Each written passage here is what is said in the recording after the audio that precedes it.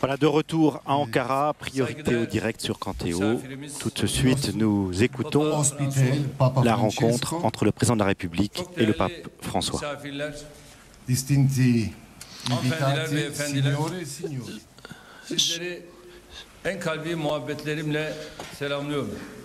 Je vous salue de tout mon cœur.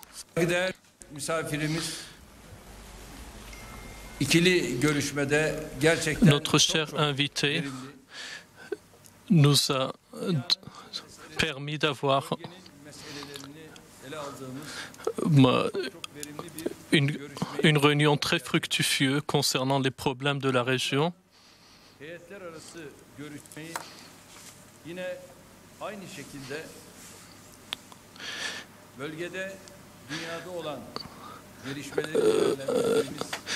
Même les contacts entre le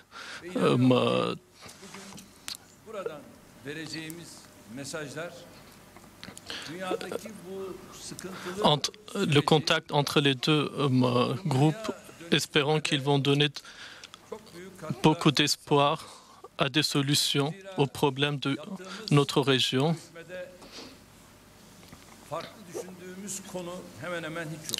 Il n'y a pas eu de divergence sur les questions qu'on a discutées entre nous.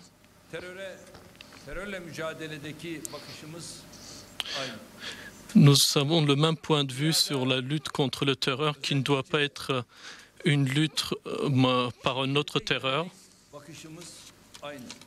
Nous avons le même point de vue envers la violence ainsi que sur la domination de l'argent.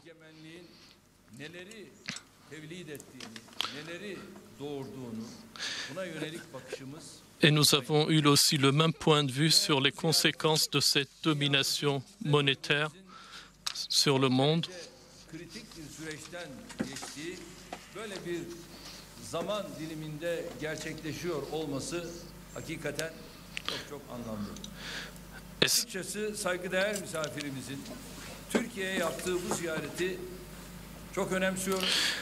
Nous donnons beaucoup d'importance à la visite de notre cher invité en France, en Turquie. Et je pense que ce sera un bon pas pour tous les problèmes.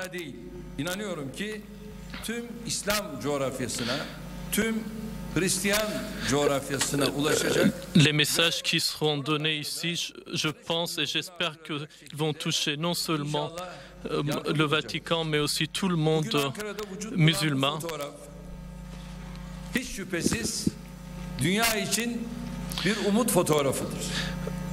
Le portrait que vous avez en face de vous est un portrait d'espoir pour le monde entier. Kardeşlik noktasındaki vurgusu çok büyük anlam ifade ediyor. Hristiyan dünyasında ve İslam dünyasında. Et le concept de fraternité que Sa Sainteté nous a présenté est vraiment très très valeureux pour nous et nous le partageons. Ayrımcılık, farklı olana nefret ve dans l'Ouest, nous avons beaucoup de haine de l'islam et nous avons une résurgence de l'islamophobie.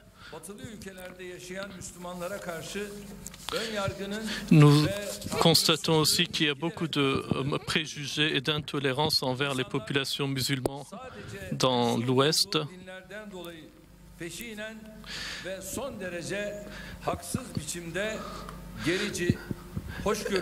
Et qu'on préjuge avec intolérance les personnes selon leur appartenance religieuse et parfois même souvent les médias ainsi que les politiciens présentent des approches très discriminatoires. Par exemple, à l'Occident, on associe l'islam au terrorisme Et ce fait blesse profondément les musulmans à travers le monde entier. Olumsuz algıyı besleyecek şekilde öfke, nefret ve şiddetin yaygınlaştığını yine esefle müşahede ediyoruz. Avec regret, nous constatons qu'il y a une augmentation de haine et de colère envers l'islam dans les pays occidentaux. Terör örgütlerinin istismarına açık hale gelebiliyor. Şunu özellikle ifade etmek isterim ki DAEŞ gibi, El-Kaide gibi, Boko Haram gibi il y a beaucoup d'organismes de terroristes qui affligent des douleurs à des populations telles que le Daesh, Boko Haram et Al-Qaïda. Yoksulluğuyla baş başa bırakılan, kendisine sürekli çifte standart uygulanan ve adaletsizliğe maruz bırakılan yığınlar bu terör örgütlerinin istismarına açık hale getiriyor. Et les populations qui se sentent rejetées, discriminées, deviennent une source d'approvisionnement à ces organisations terroristes. Bu soruna tedbirler aranıyor veya tedbirler alınıyor. Ancak Suriye'de kendi halkından chaque jour, on essaie de trouver des solutions à ces problèmes-là.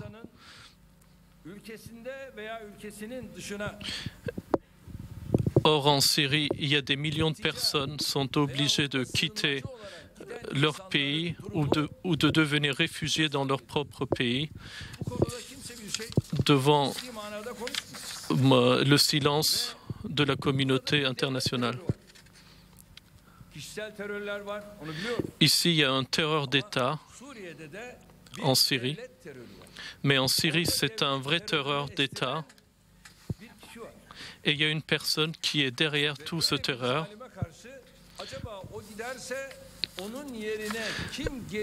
Et envers ce dictateur, ce despote, on est en train de se dire, mais qu'est-ce qui va le remplacer?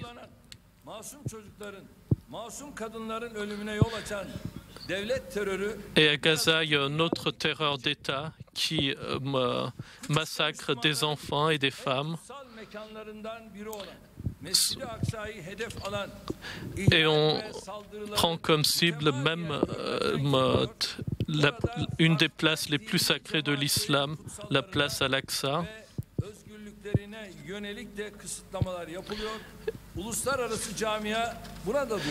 Et il y a des limitations concernant les libertés des personnes en Israël et le monde reste dans le silence par rapport à tout ça.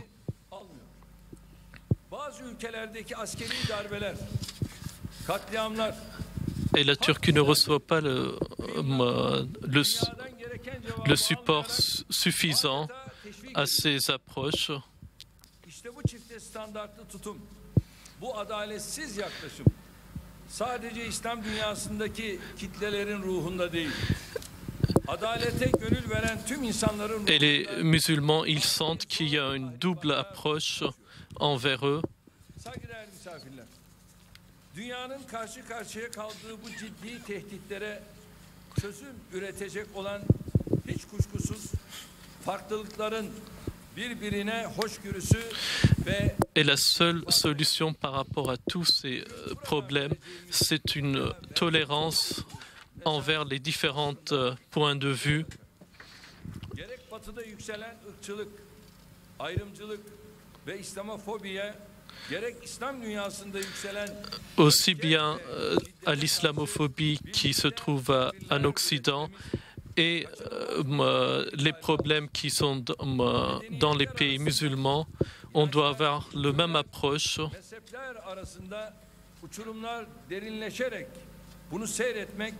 Nous ne devons pas rester sans rien faire devant toutes ces choses.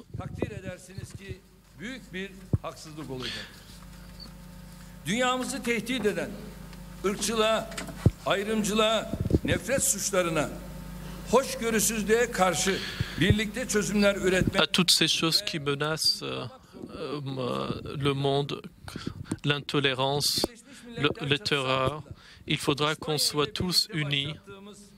Medeniyetler İttifakı girişiminin bu yönde önemli bir Ce qu'on avait commencé en Espagne, l'union des civilisations, nous espérons que cette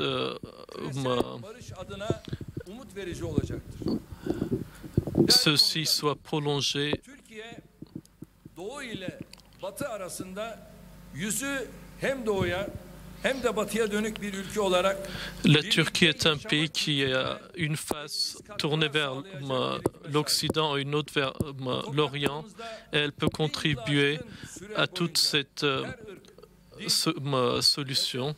özgürce varlık göstermiş, özgürce kültürünü ve inançlarını yaşatabilmiştir. Şu anda ülkemiz sınırları içinde yer alan azınlıklara yönelik olarak tarihi nitelikte reformlar gerçekleştiriyor. En ce moment, nous avons des réformes très importantes qui sont en cours concernant les minorités qui vivent en Turquie et nous soutenons la politique du vivre ensemble dans ce pays. Et je m'engage à faire tout ce qui est nécessaire. Desteklenmesi adına Türkiye'nin tavsiye ve uyarılarının mutlaka dikkate alınması gerektiğini. Et nous espérons que les recommandations de la Turquie seront entendues par la communauté internationale. Doğuda oluşan hassasiyetler konusunda da Türkiye'nin uyarı ve tavsiyelerine dikkat edilmesi gerektiğini. Nous espérons que les dangers qui sont actuellement en Occident ainsi que les autres dangers qui sont en Orient et ce que nous proposons au monde va être entendu. Batı ile ve Doğu ile irtibat kurabilme imkanını değerlendiriyor. Daha yaşanabilir bir dünya için çırpınıyoruz. Nous nous débattons pour rendre le monde meilleur. Son yıllarda ulaştığımız Afrika, Uzak Doğu ve Latin Amerika gibi bölgelerdeki çok çeşitli sosyal, ekonomik ve çevresel sorunlarla da yakından ilgileniyoruz. Et nous nous occupons aussi des problèmes beaucoup plus globaux comme en Afrique et dans d'autres pays d'Afrique concernant l'environnement et le développement. Az gelişmiş veya en az gelişmiş ülkelere 45 milyon dolar gibi destek çıkabilen bir Türkiye bugün la Turquie est un pays qui donnait autrefois uniquement 45 millions pour l'aide au développement et actuellement nous avons atteint 1,5 milliard de dollars.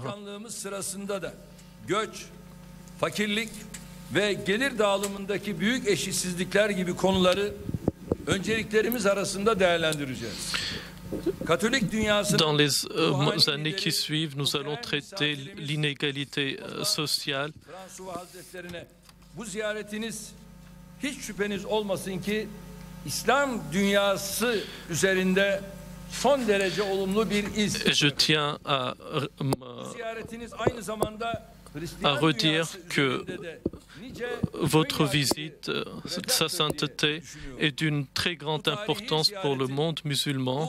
Küresel barış ve medeniyetin ittifakı olarak gördüğüm bu ziyaretin yeni bir sürecin. Et cette visite, je la considère comme une union entre les civilisations qui va contribuer à la paix globale. Görmenin memnuniyeti içerisinde tekrar teşekkür ediyor. Bu ziyaretin Nous sommes ravis de vous avoir reçus ici et nous vous remercions et nous vous saluons avec amour et respect.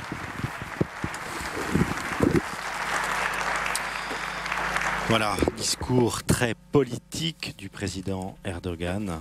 Et maintenant, le Saint-Père, le pape François, va donc prononcer ses premiers mots sur cette terre turque au début de ce voyage.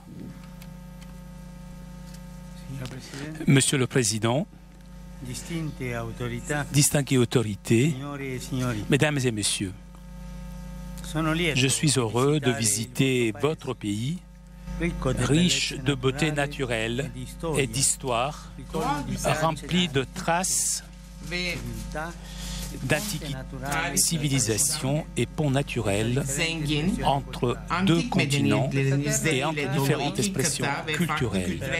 Cette terre est chère à tout chrétien pour avoir donné le jour à Saint Paul, qui a fondé ici diverses communautés chrétiennes, pour avoir hébergé les 7 premiers conciles de l'Église et pour la présence près d'Éphèse de ce qu'une véritable tradition considère comme la maison de Marie, le lieu où la mère de Jésus a vécu pendant quelques années, but de la dévotion de beaucoup de pèlerins, non seulement chrétiens, mais aussi musulmans, venus de partout dans le monde.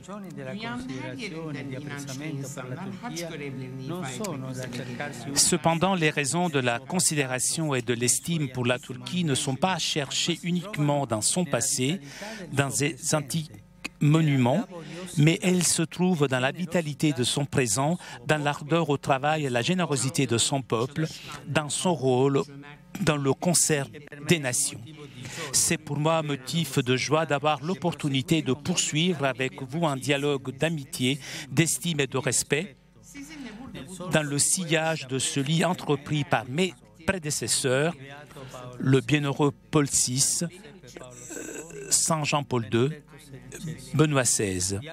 Dialogue préparé et favorisé à son tour par l'action de celui qui était alors délégué apostolique, Monseigneur Angelo Giuseppe Roncalli, devenu Saint Jean XXIII, et par le Concile Vatican II.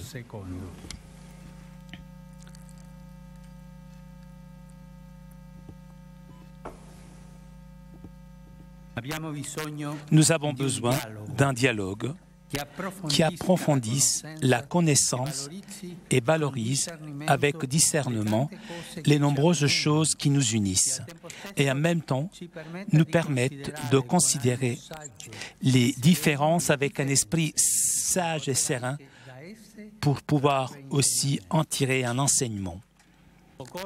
Il faut poursuivre avec patience l'engagement à construire une paix solide, fondée sur le respect des droits fondamentaux et des devoirs liés à la dignité de l'homme. De cette manière, les préjugés et les fausses craintes peuvent se dépasser et s'ouvre au contraire un espace à l'estime, à la rencontre, au développement des énergies les meilleures au bénéfice de tous. À cette fin, il est fondamental que les citoyens musulmans, juifs et chrétiens, tant dans les dispositions des lois que dans leur application concrète, jouissent des mêmes droits et respectent les mêmes devoirs. De cette manière, ils se reconnaîtront plus facilement comme frères et compagnons de route, en éloignant toujours davantage les incompréhensions et en favorisant la collaboration et l'entente. La liberté religieuse et la liberté d'expression, efficacement garanties à tous, stimuleront la floraison de l'amitié en devenant un éloquent signe de paix. Le Moyen-Orient, l'Europe et le monde attendent cette floraison. Le Moyen-Orient en particulier est depuis trop longtemps le théâtre de guerres fratricides qui semblent naître l'une de l'autre, comme si l'unique réponse possible à la guerre et à la violence devait toujours être une nouvelle guerre et une autre violence. Pendant combien de temps le Moyen-Orient devra-t-il encore souffrir du manque de paix? Nous ne pouvons pas nous résigner à la continuation des conflits comme si une amélioration de la situation n'était pas possible. Avec l'aide de Dieu, nous pouvons et nous devons toujours renouveler le courage de la paix. Cette attitude conduit à utiliser avec loyauté, patience et détermination tous les moyens de négociation et atteindre ainsi des objectifs concrets de paix et de développement durable. Monsieur le Président, pour atteindre un objectif si haut et urgent, une contribution importante peut venir du dialogue interreligieux et culturel, de manière à bannir toute forme de fondamentalisme et de terrorisme qui humilie gravement la dignité de tous les hommes et instrumentalise la religion. Il faut opposer au fanatisme et au fondamentalisme, aux phobies irrationnelles qui encouragent incompréhension et discrimination, la solidarité de tous les croyants, ayant pour pilier le respect de la vie humaine, de la liberté religieuse, qui est liberté de culte et liberté de vivre selon l'éthique religieuse. L'effort de garantir à tous le nécessaire pour une vie digne et la protection de l'environnement naturel. C'est de cela qu'ont besoin avec urgence particulière les peuples et les États du Moyen-Orient pour pouvoir finalement inverser la tendance et poursuivre avec succès un processus de pacification par le rejet de la guerre et de la violence, ainsi que par la recherche du dialogue, du droit et de la justice. Jusqu'à aujourd'hui, en effet, nous sommes malheureusement encore témoins de graves conflits. En Syrie et en Irak, en particulier, la violence terroriste ne semble pas s'apaiser. On enregistre la violation des lois humaines les plus élémentaires à l'encontre des prisonniers et de groupes ethniques entiers.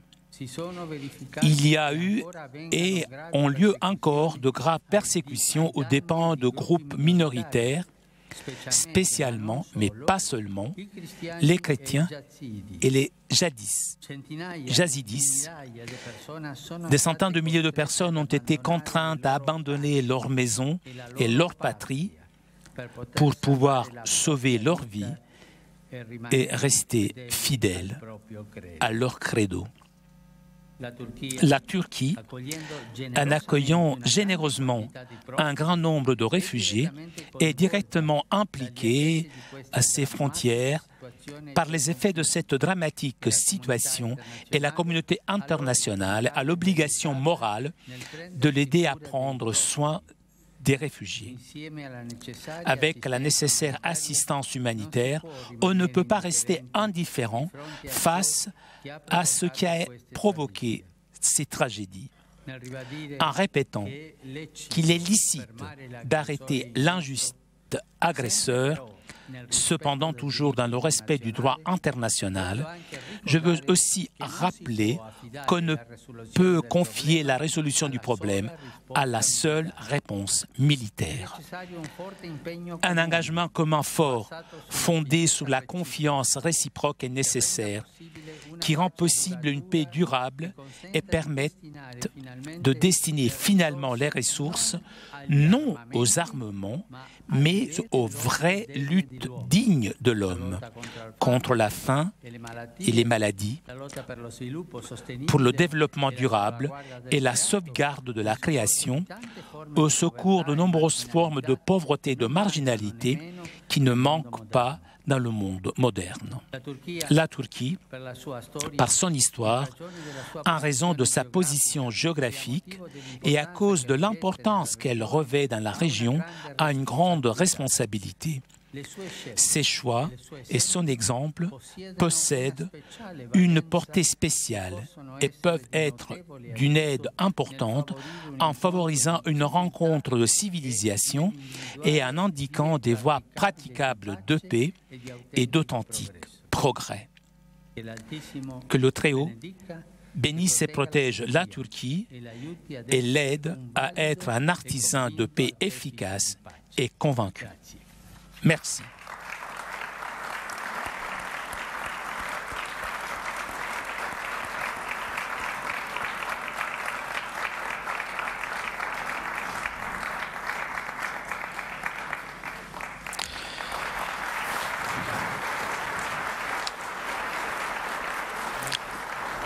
Discours important du pape François sur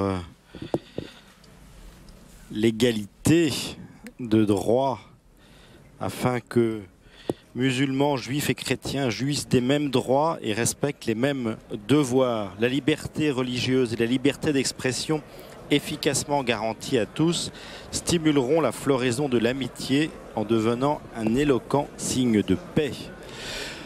Voilà, vous avez pu constater que nous avons pris un peu de retard sur le calendrier prévu puisque la rencontre privée entre le pape François et le président Erdogan a duré une demi-heure de plus que prévu. C'est qu'ils avaient des choses importantes à se dire. Alors, on va se retrouver maintenant dans à peu près une heure pour la rencontre du pape François avec l'organisme responsable des religions, des différentes religions ici en Turquie.